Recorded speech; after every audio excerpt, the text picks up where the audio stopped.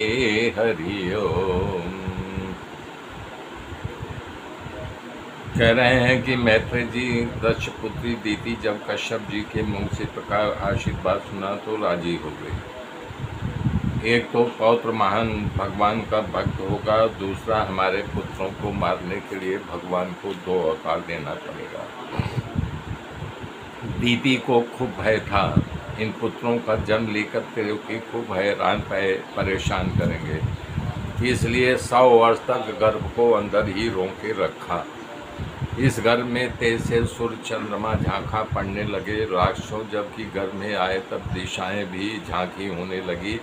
स्वर्ग चलायमान हो गया, देवता लोग कांपने लगे और ब्रह्मा जी के पास गए। बोले पिताजी ये क्या हो रहा है, ये दिन में अंधेरा क्यों दिखता है और स्वर्ग हिलता हुआ दिखाई दे रहा है। उनकी बात सुनकर के ब्रह्मा जी हंस करके बोले कि चिंता नहीं करो, दीति के घर में 2 असुर मोटे हो रहे हैं, जिनके कारण ये सब उथल पथल और उत्पात हो रहा है, और कल नारायण सब कल्याण करेंगे। विचित्र लीला का ब्रह्मा जी ने कथा कहने लगे। कह रहे हैं कि हे देवताओं, एक बार तुम्हारे पूर्वज हमारे मानस पुत्र सनत कुमारों जिसे अशक्ति का त्याग किया था, एक बार इनको बैकुंठ में जाने की इच्छा हुई और बैकुंठ में जाने के लिए 7 दरवाजे को पार करना पड़ता है। ये जब बैकुंठ में पहुँचे तो वहाँ जय विजय 2 पहरेदार थे, उन्होंने इनको रोक लिया और बोले भाई तुम कहाँ जा रहे हो। इन्होंने कहा कि हम भगवान से मिलने जा रहे हैं। और इस प्रकार जब उनको रोक लिया तो नंग धड़ंग थे, तो उनका उपहास करने लगे। बोले तुम बालक और भगवान से मिलने के लिए चले जाओ, यहाँ से अपमान किया। संत कुमारों को देख करके हंसने लगे महात्मा, उनको क्रोध आ गया।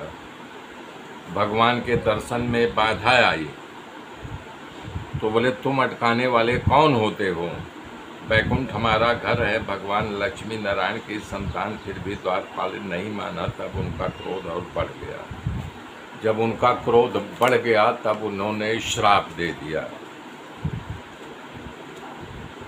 कि बताओ तुम यहाँ सेवा करने के लिए रखे गए हो, तुम रोकने वाले कौन होते हो, जाओ तुम घोर राक्षस हो जाओगे।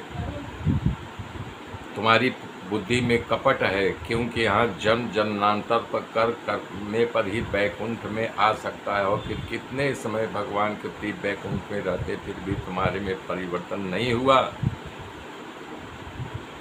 तुम स्वामी तो बिल्कुल, तुम्हारे स्वामी बिल्कुल शांत स्वभाव के है, तुम इतने उजड़, तुम लोग भगवान के पार्षद बिना बुद्धि के हो।